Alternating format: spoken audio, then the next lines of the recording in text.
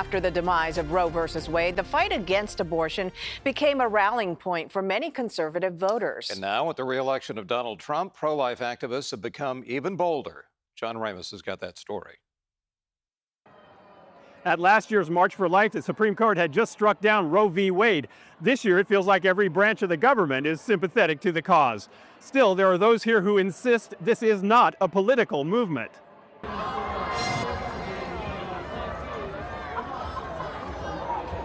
San Francisco's Walk for Life began in 2005. Now, 20 years later, Ken Zilker remembers what it was like in the beginning. We used to walk down, Embarcadero, and it was pretty small then. It's, I don't think, maybe 5,000 at the most. And so it was, yeah, you felt a bit intimidated because there was a lot of protesters. Boy, have things changed. Now the abortion opponents at the march measure in the tens of thousands, and only a small die-hard group of abortion rights activists show up to counter them. We are here once again to say that you don't get to just waltz into our city and push your regressive values. You know, they're really fired up because Trump is returning to office and they are hoping to advance more anti-choice. But waltzing into a city that was once the stronghold of reproductive rights is exactly what they've done in recent years. Still, Walk for Life co-founder Dolores Meehan says it's not meant to divide people politically. Ours is not a political movement. Nobody seems to believe us, but it's true. We've never had a politician, and we want to make sure we would not want to impede in any way anybody who's apolitical from coming forward if they need help.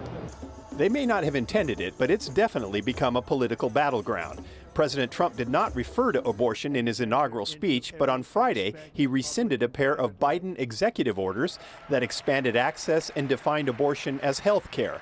And since much of the opposition is faith-based, there's also a healthy mixing of church and state. Sister Deirdre Burns spoke at the pre-walk rally, but she also addressed the GOP convention in 2020.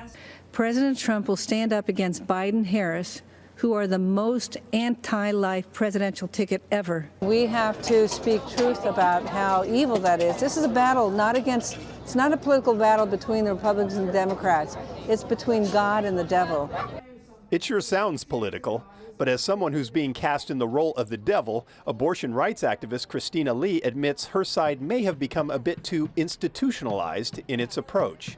You know, something that has been an issue on our side is just kind of the professionalization of the movement.